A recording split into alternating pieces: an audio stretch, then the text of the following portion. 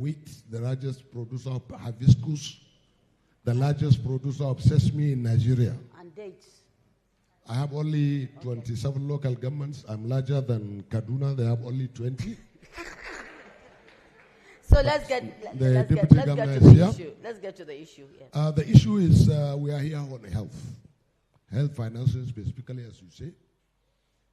You are asking Her Excellency, who is my senior colleague in the university. We studied together in Jigawa State. Mm-hmm.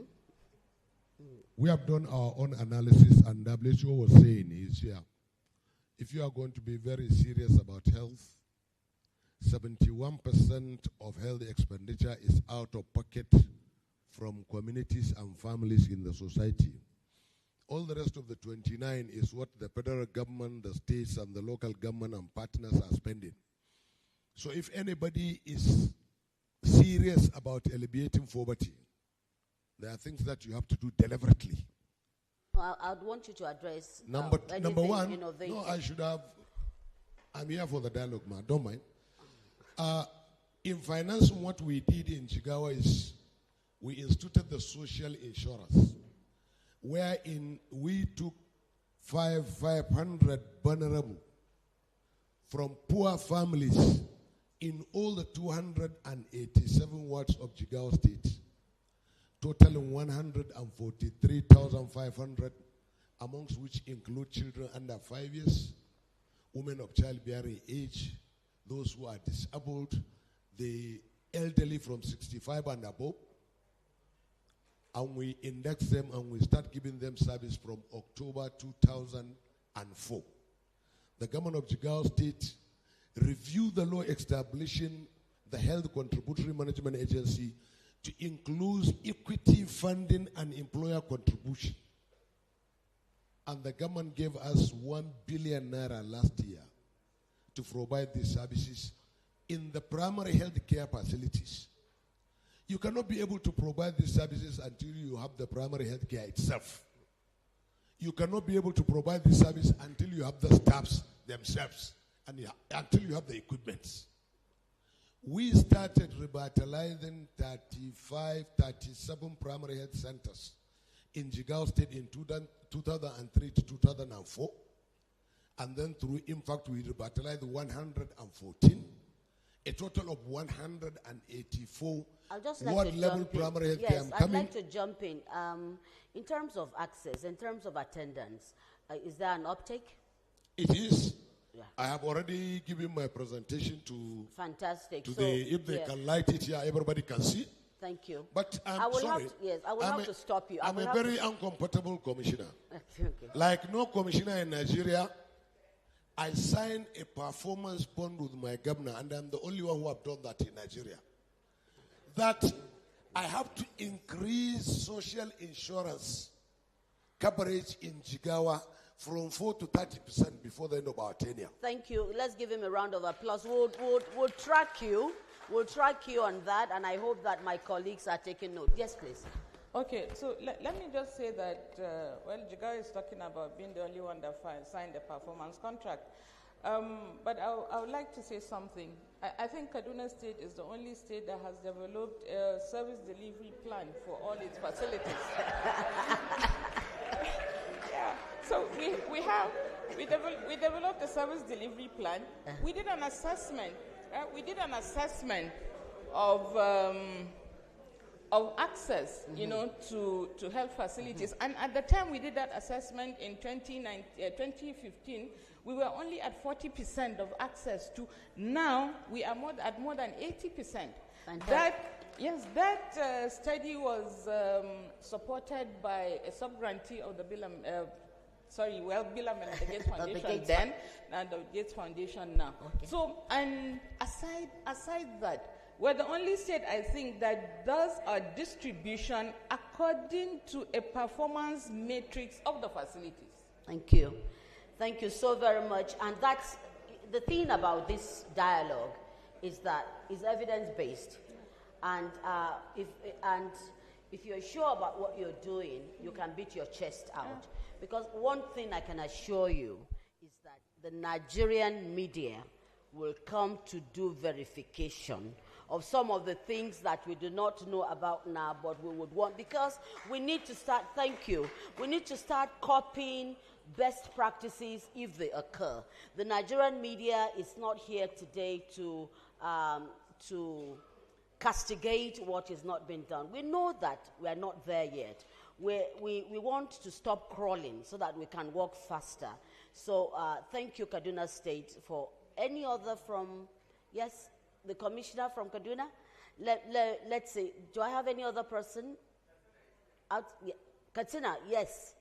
Katsina, I want to say, how are you getting it done with the high risk rate of what we read every day?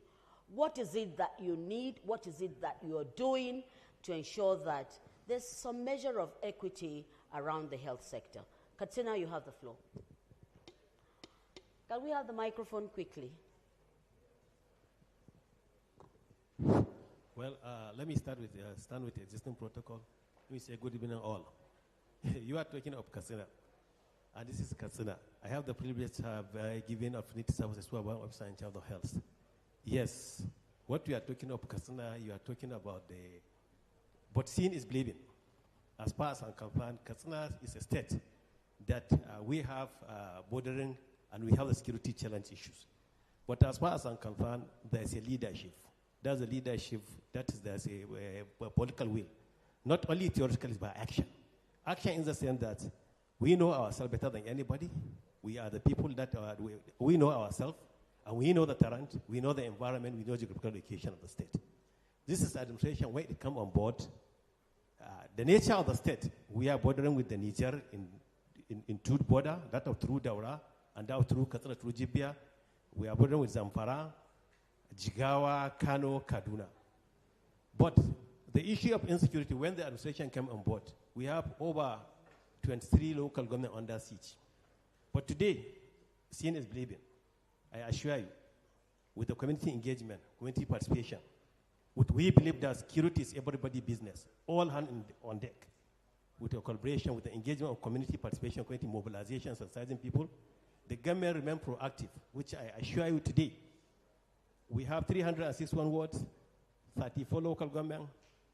Today, we have only not more than 2 local government that are under siege. But what I assure you, we don't have a permanent site of the government, of the bandit in our state.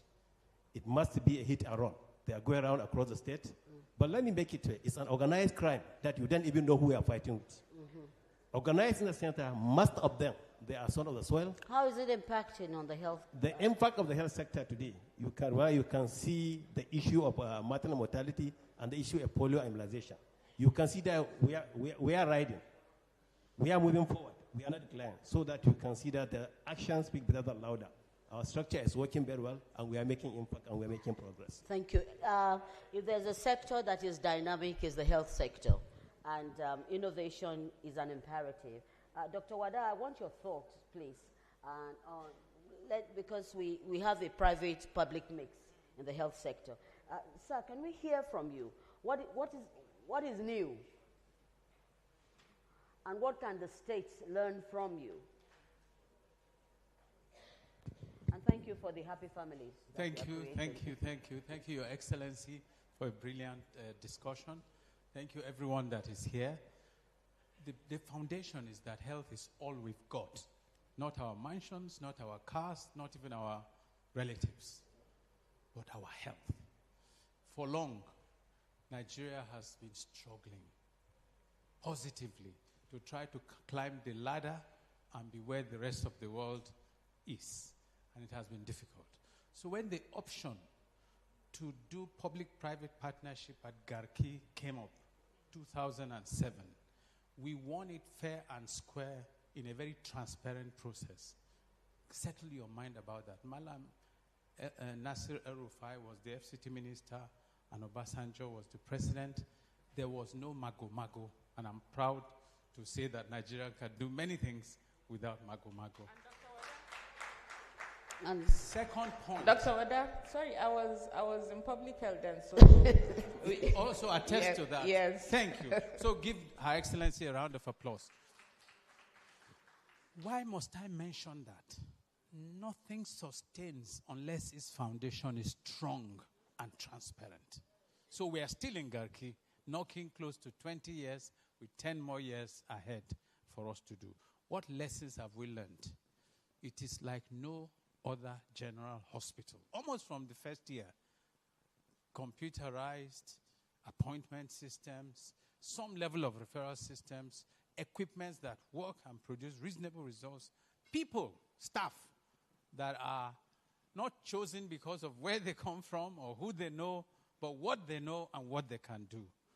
So, and the short answer is our health is so critical and important to us, we must not mortgage it on any sectional or split agenda. It must be the best that will look. There are lessons from the Garki Hospital experiment, Your Excellency, that should spread.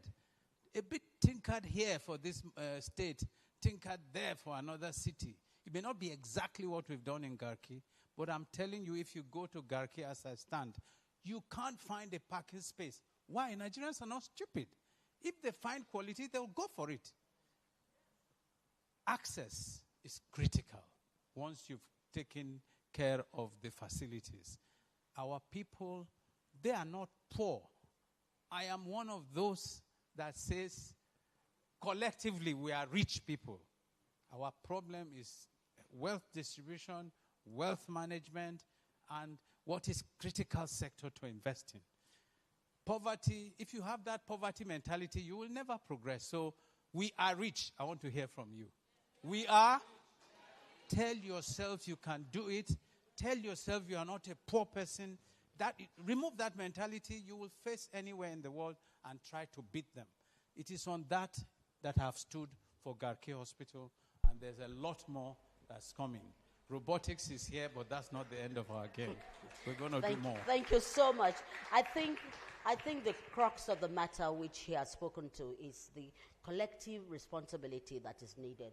The public-private mix that also must be expanded. You have it in some states, and in recent times, if you went to Lagos, you'll find various new emerging private intervention in facilities where normally you would find Nigerians trying to find cure elsewhere. So private, I'm sure that is going to be one of the outcomes as we go on. Private-public mix, very, very important. I'll come back to the Honorable Commissioner in Kaduna. You have 1 minute, ma'am, to make your intervention that you're very anxious to speak to. Over to you, Honorable Commissioner. Yes. Can we have the microphone on this side? I'd also like to ask 2 journalists, please, to speak. Yes, as we try to wrap up on the fireside. Thank you. Thank you very much. I beg to align with the already established protocol. And thank you very much for this opportunity, Auntie Moji. I think it's all about political will, passion, and the commitment to change the way of life of the people you are serving. And for Kaduna State, we have the passion, and there is commitment, especially in the health sector. As mentioned by my deputy governor, we still maintained and even exceeded the Abuja declaration of 15% to the health sector. And we are doing a kind of total overhaul in the health sector. We have upgraded, or we are upgrading our 255, 1 ward per ward, primary health care to level 2. That is expected to deliver the services of BMONC. That is basic emergency obstetrics and neonatal care. And then we are doing something different. We are also upgrading our secondary health facilities. This is to ensure linkage between the primary health care and the secondary health facilities. And we are doing 15 out of 32 secondary health facilities. That is the general hospitals. This is to provide CMONC, comprehensive emergency obstetrics and neonatal care. Thank you. I wish I could just allow you Thank to you. go. But thank you. I like the fact that there's a link in terms of referral. Yes. I wonder if you are also looking at cooperation with other people, because in some, how do you get your referrals? Do you have enough ambulances? Or what are you doing with that?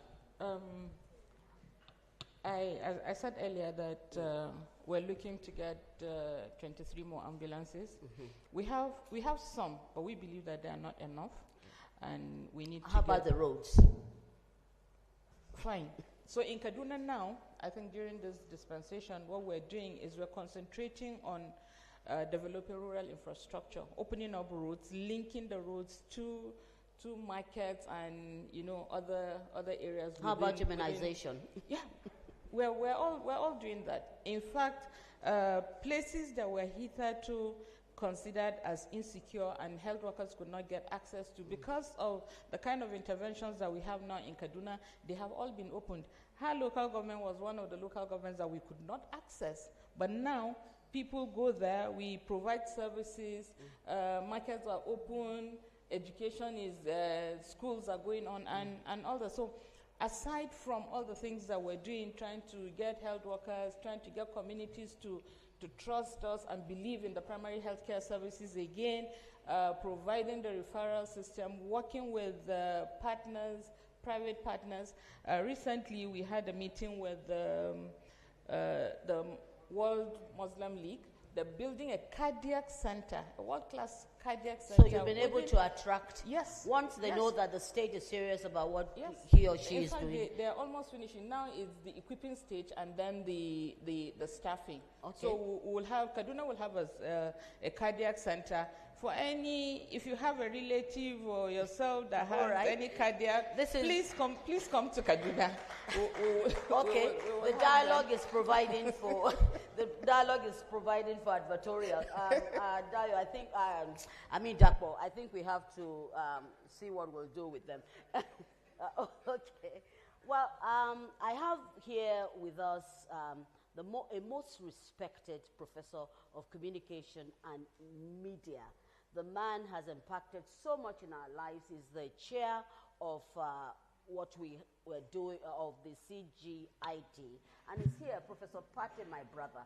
I want you to speak. I want you to speak because what we are doing is a national dialogue. From the classroom to the fields, what should the journalists be doing?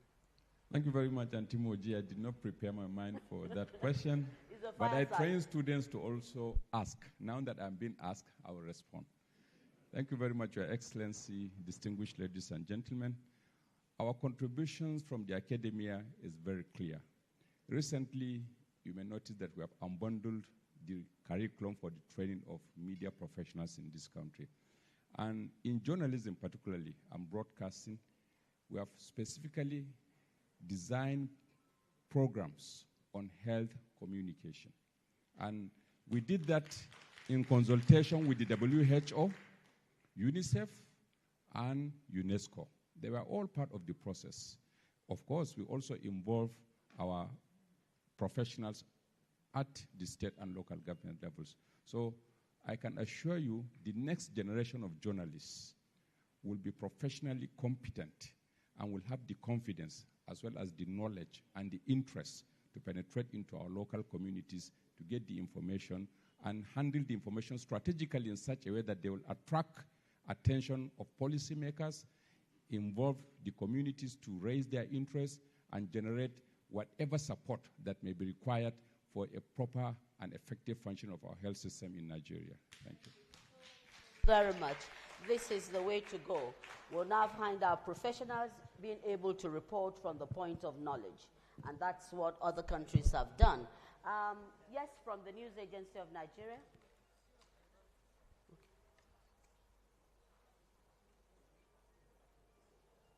Okay, I have some good news here.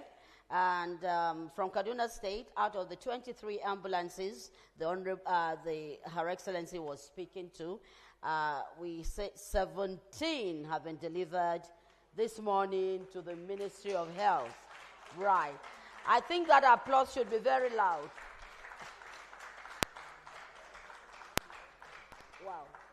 So, yes, first I'll take News Agency of Nigeria, then I'll come to you. Yes, the women, yes, quickly, please. Make it as short as possible. I can see some movement, but I will get back to you. Yes.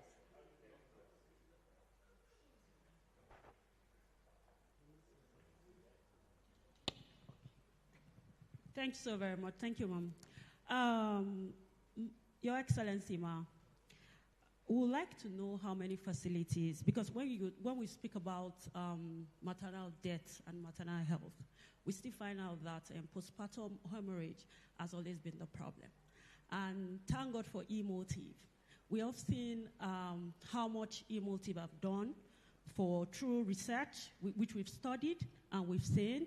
We would like to know how many trained and equipped eMotive staff you have as of today, because from what you said, you've trained about 1,000 health workers. Thank you. So that's it. Who would Thank answer? you.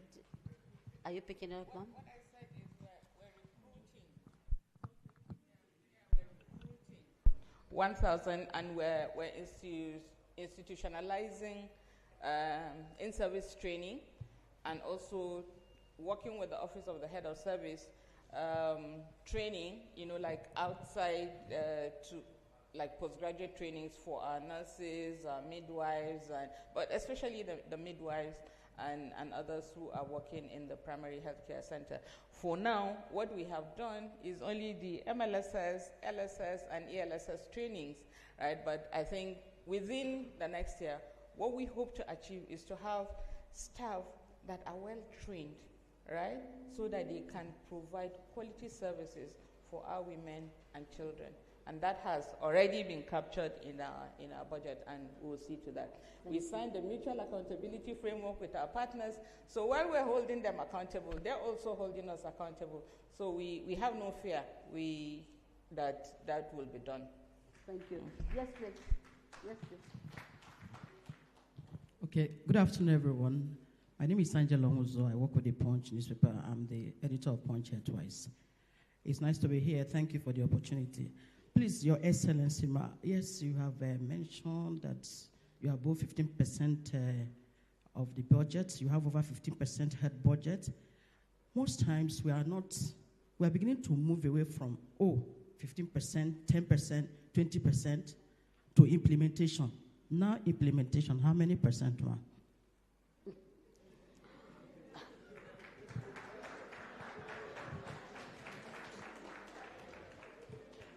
Budget implementation, cash back to budget.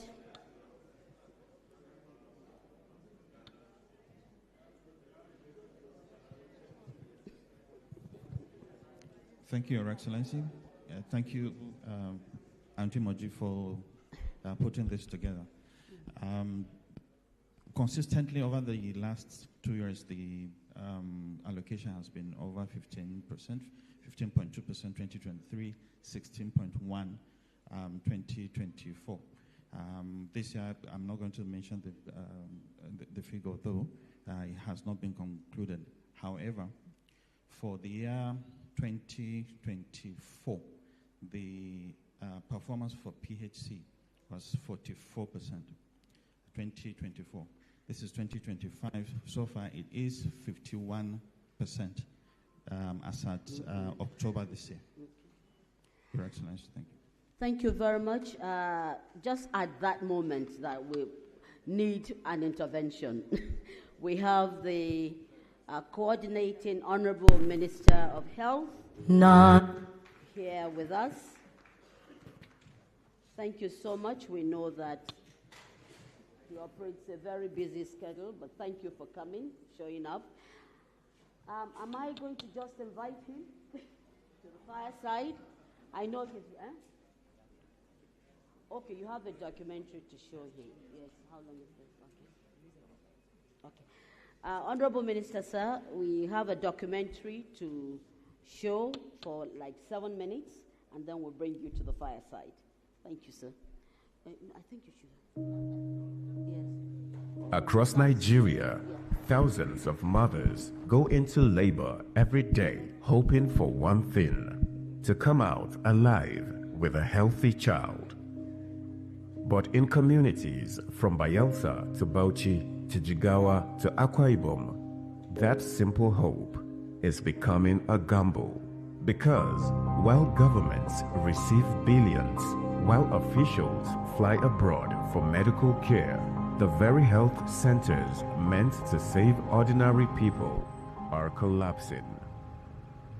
This is the story of a system that failed and the families paying the price.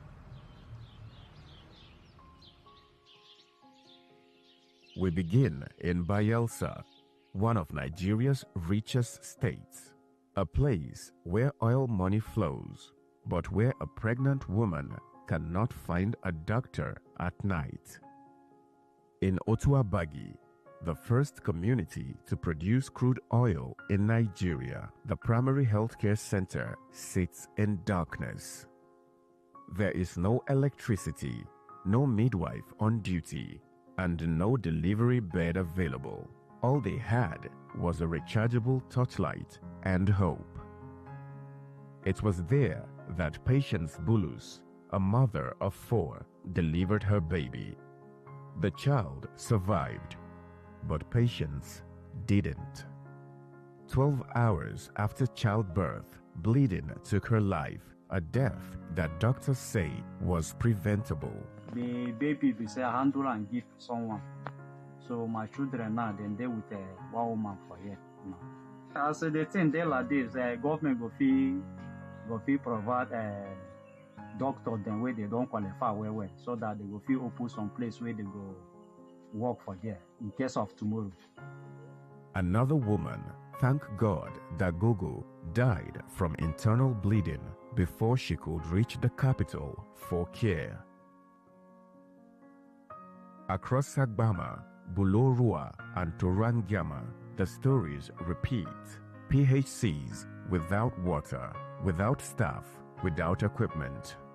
New buildings stand like shells. Beds have no mattresses. Delivery rooms gather dust. Yet, during the same years these women were dying, Bayelsa's leaders approved hundreds of millions for foreign and local medical trips for the governor and lawmakers, more than they spent on all PHCs combined. This crisis is not Bayelsa's burden alone. Across Nigeria, the same pattern unfolds. Communities abandoned, health workers overwhelmed, families choosing between prayer and survival. We travel north to the dry plains of Jigawa. Here, the hazard is distance, not oil wealth mismanaged, but deep poverty. Long roads and facilities that exist only in name. Women walk kilometers for antenatal care. Ambulances are rare. Staff quarters are empty. Many PHCs open only a few hours a day. In villages outside Duse, mothers in labor are placed on motorcycles or wheelbarrows towards the nearest functioning center. Some survive the journey, some don't. Health workers say it's simple. Too few hands, too little funding, too many emergencies.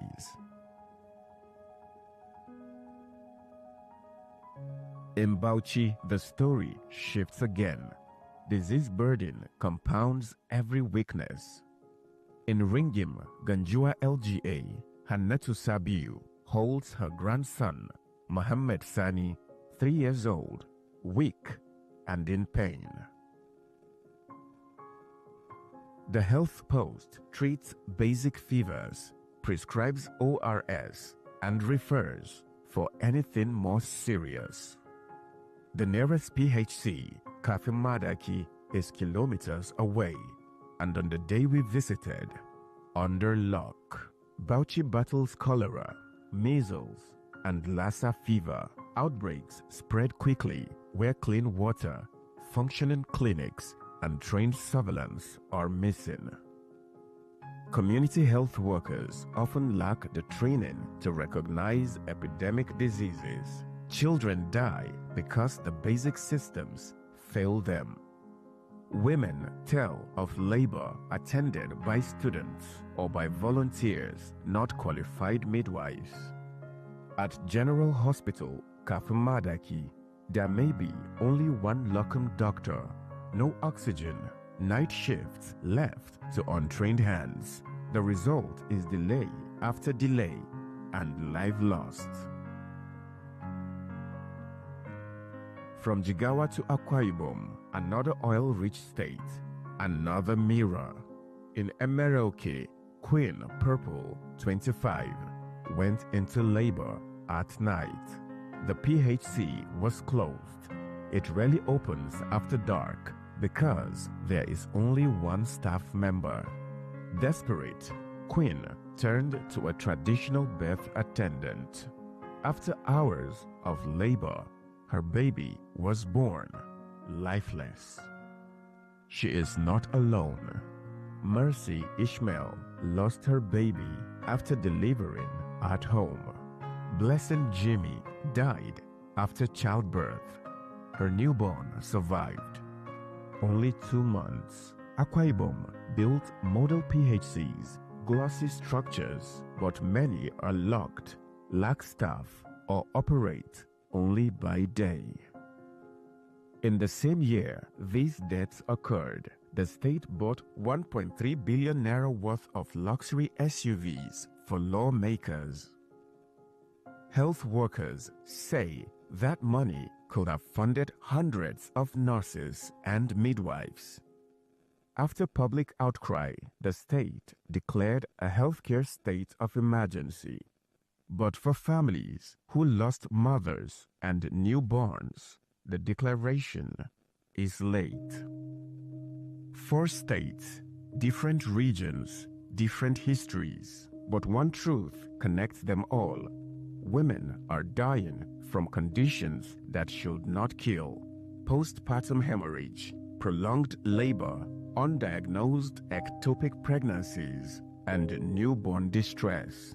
These are treatable problems if there are trained staff, basic equipment, electricity, water, and working referrals. Instead, we find volunteers stretched thin, unpaid, and often unqualified to perform life-saving tasks.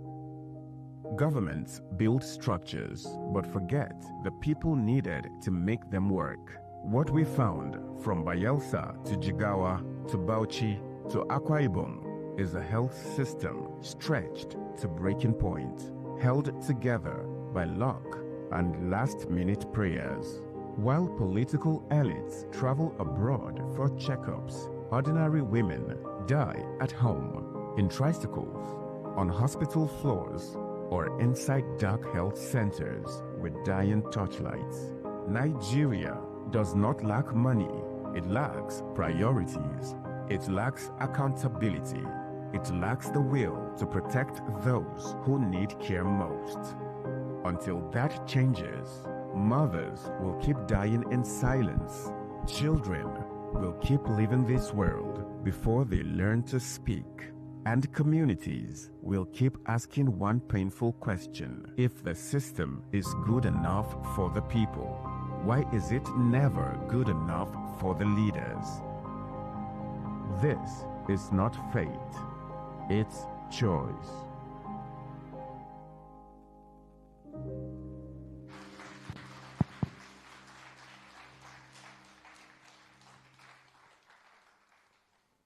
This was a powerful documentary. Thank you very much, Premium Times and CGID. Very moving, as you will see later on today. But very critical is the financing. And also critical is the political will that's needed to do what needs to be done. And that is why we have here in the room the decision makers who need to take action. And we're grateful to you all for being here. Coordinating Minister, thank you for coming. Our honorable commissioners, thank you for coming. You are the ones that we need, and we hope that from the conversations we have here today, we will have actionable steps and commitments that we will carry on from this conversation. So, to take the next fireside chat with the coordinating minister, I have here already Madam Moji Makonjola, MFR. Can we put our hands together for her one more time?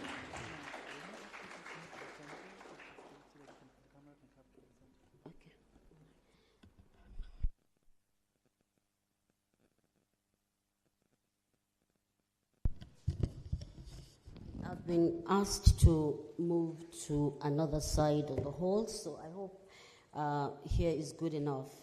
Yes, I think the anchor has done a good one reminding us of the background, and I think we are all very excited to have with us Honorable Coordinating Minister of Health and Social Welfare, Professor Mohammed Ali Pate, CON, who I'm sure will give us further insight into what we saw just a few moments back. And for me to grill him, it's such that it's like grilling my own. But for one who believes in inclusiveness and is going to speak truth to power, please welcome with me the Coordinating Minister of Health and Social Welfare.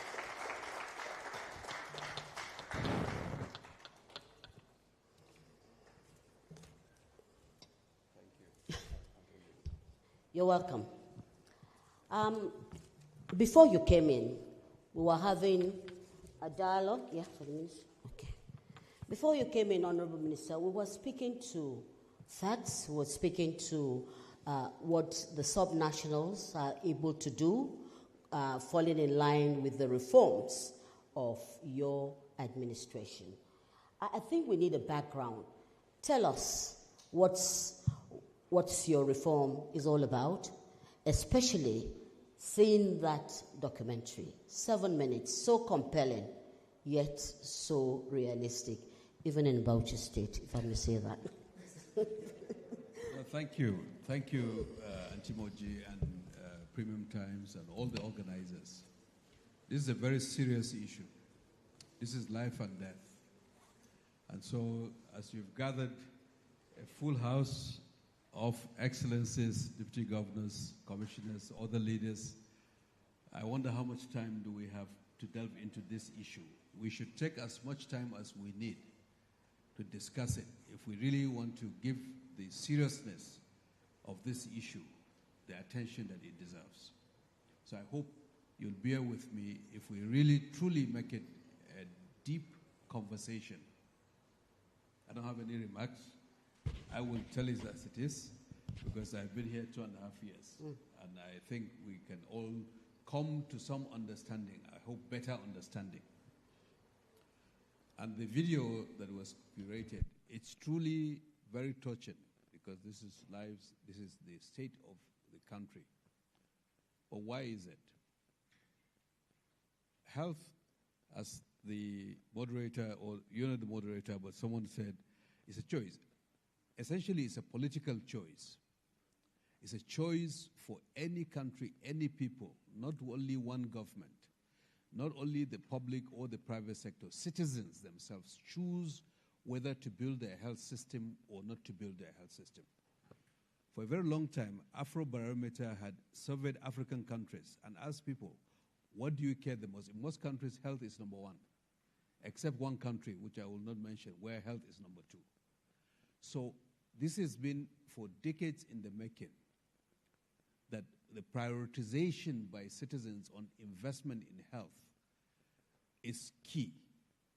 And if you look at the trends over 30 years, how much have we been allocating resources to health across different levels of government, across local governments, state governments, and federal government? Not much.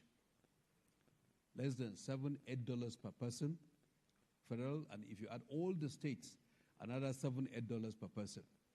Much of the spending was coming from households out of pocket. That's the structure of the Nigerian health system, how it's financed. Now with $15 per person, what will you buy with it per person, per year? This is what we allocated through budget. If budgets are the indication of priorities of a society, we spend a lot more on Facebook and data and phones and all of that.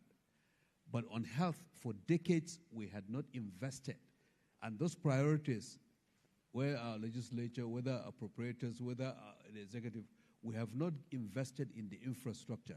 So when you see the infrastructure that is dilapidated, or the schools that are unbuilt, or the remuneration that is, or the equipment that is not there, is because the resources had not been provided over time, over decades, and they atrophied. And yet, we've been spending other things. I'm sure we've partied more than $14 per person as a country over the last year or so. But the political consensus to invest in health had been shot. And that resulted in what we're seeing. There is a system that we run, produce the results that we are seeing, and we're complaining. So the what is clear. We had a whole system that is relatively underperformed. And the choices that we had made over decades meant that it didn't have the resources that it needed. And overall, our government revenue relative to our GDP, I'm saying this because you are journalists, you can check this out, was among the lowest in the world until 2023, at 7.5% of revenue to GDP. It was among the lowest. Why? Because we did not consider it serious enough to ensure the revenues accruing to government, the taxes that are accruing to government, the exemptions that ought to be limited. So we just took a pass. There wasn't the discipline to collect the revenue. Now, if you don't collect the revenue, the pool of revenue that government has itself is limited, of which it allocates even more limited to health, to education, to other things. So the connection of the revenues available to government and the spending, the elite, we collectively seceded from Nigeria because the commons, we didn't attend to it. Everyone was taking care of him or herself and his close families, and we didn't look at the commons. And you reflect that in our Gini coefficient. We're a very unequal country. In 2012, when I was back here as Minister of State, we did analysis of the demographic health survey data across several countries in Africa who are comparable to us, not China, not other wealthier countries. And we compared the poorest income quintiles and the wealthiest 20% in terms of access and utilization of services. This is more than 10 years ago. And we saw a graph that was like a broomstick. The wealthiest 20th percentile of our population had better access to health services and utilized more of those health services than the poorest of our population. But the poorest in Nigeria were among the least compared to the comparator states. So in every country there's inequality. But the degree of inequality that we saw was far higher in Nigeria, because in Nigeria, we the elites, you care about yourself, but you are okay for the poor and others, their lives don't matter. And equity was not explicit in our policy space. And this is analysis that we did, and I think for the journalists who want to see this, they can do it again, or they can come to my office and we can provide it. I'm giving you these facts so that you understand where we're coming from. 2004 was when we tried to fix the constitutional lacuna, where the fiscal federalism allocated health not on the exclusively of federal government, so it's a responsibility of federal government, states, and local governments. But then it's nobody's responsibility. So 2004, God bless Professor Lambo, my predecessor, and the health reform in 2004, ascribed primary health care as responsibilities of local government by policy. States, secondary care, and supporting local governments on primary health care. That is a decentralized model.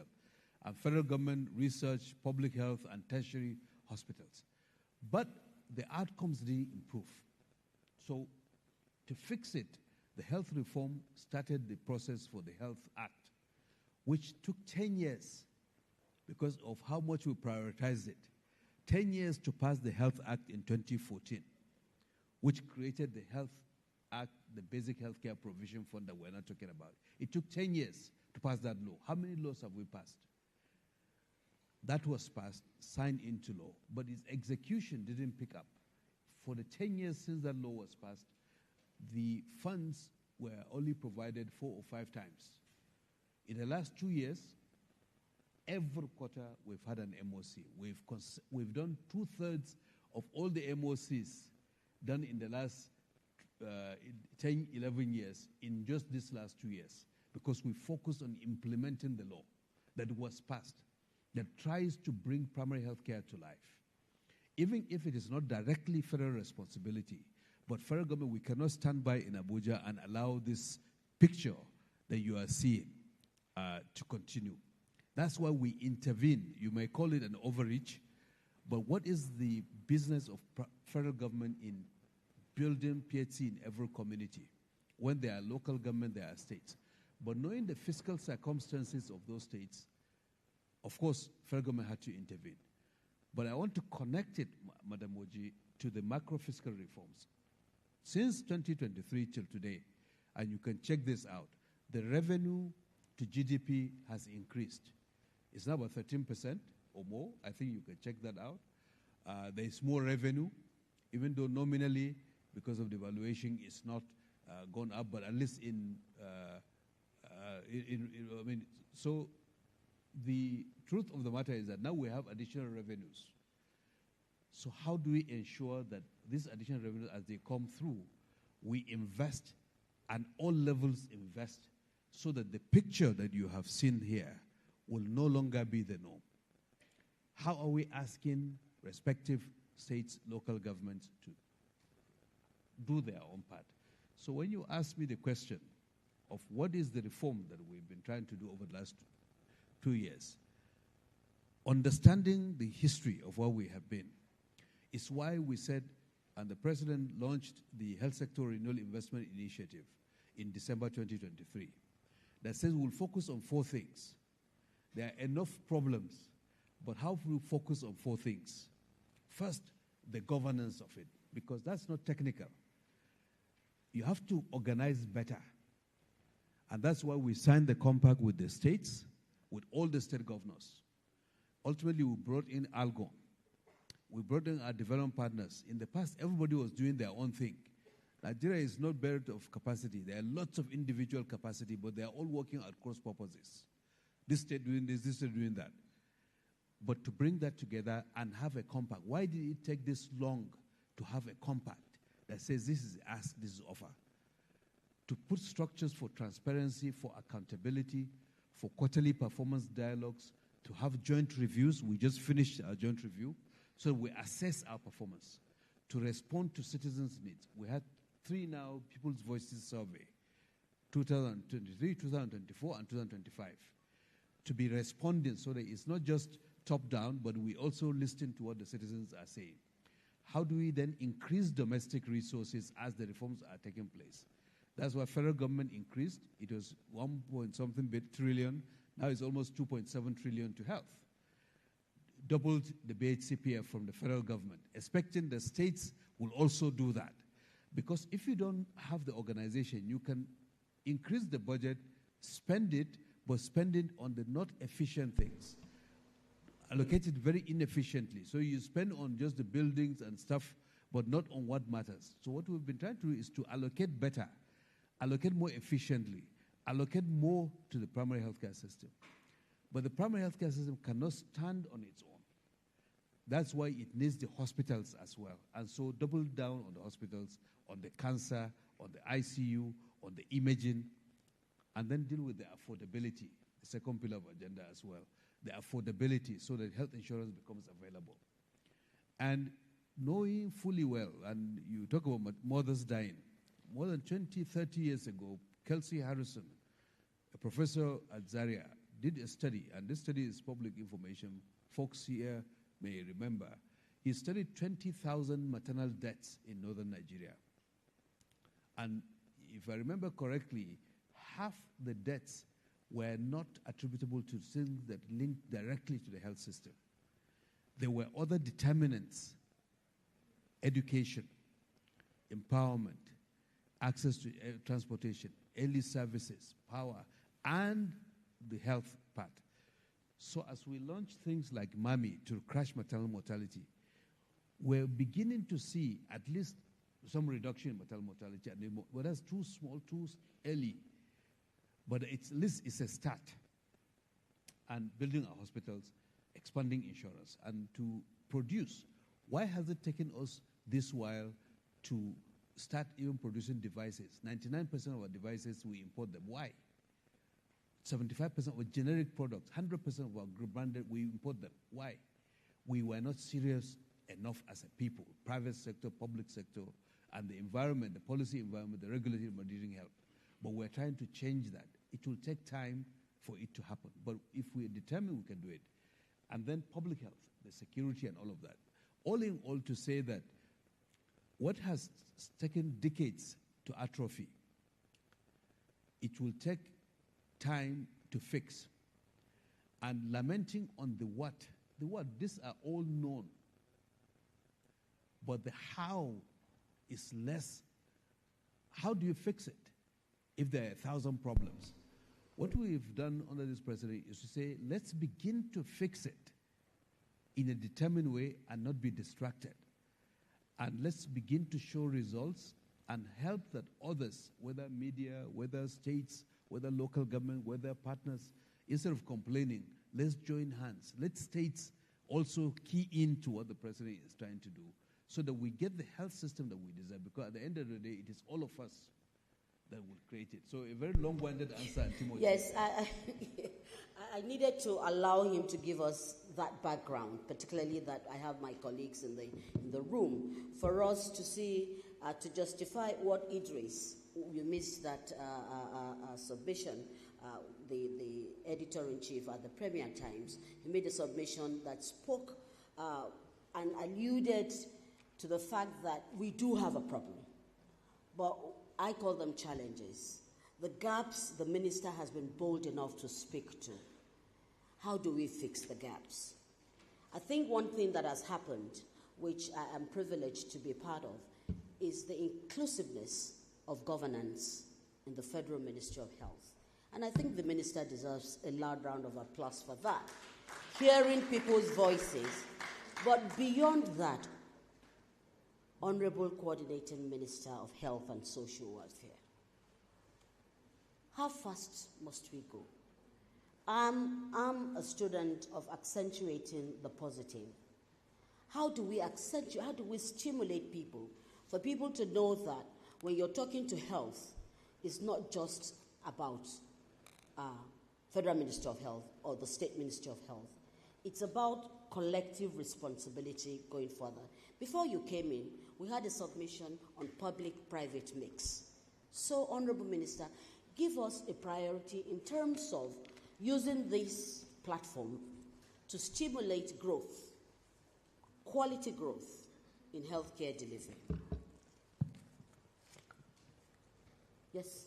Okay. So how fast can we go? I think as fast as we can go. For the women and children that are dying, it's too late already. For them, it's already too late. We have to double down, and we have to go as fast as we can. And that means all of us. But as we do that, we have to also be mindful of the narrative that we are creating and what we want to project. So there's one narrative which is self-defeating, and you can bring that is mostly about the problems. But without ignoring the problems, there's also an alternate narrative to say what are the good things that we are doing and that we can do. And it is not perfect, but at least that provides a basis for enforcement, for building consensus to continue to do the good things. When Nigeria was blamed for polio eradication, there was a World Health Assembly resolution that condemned Nigeria specifically. There was paralysis. Everybody was lamenting. But within 2 years, this country, across levels, with traditional institutions, built another consensus what was different. And this country moved and was able to eliminate wild polio virus. So if we build that, it's a psychological state of mind. There's one who says, okay, nothing works, it's hopeless, let's all go home and let's find ourselves. this is a problem, and keep repeating the problems, it will never solve the problems. And the others will enjoy us talking about the problems because they will thrive on our problems. But there's another angle that says we know that we have problems and we're not hiding from those problems. How do we contribute to solve this problem? So the private sector, I saw Dr. Wada. 2 days ago, he launched the first robotic surgical platform in this part of the world. I think he needs a round of applause. At NISA Premier, in collaboration with diasporans, Nigerian diaspora that came to Abuja, came to a hospital, used a robotic platform, did successful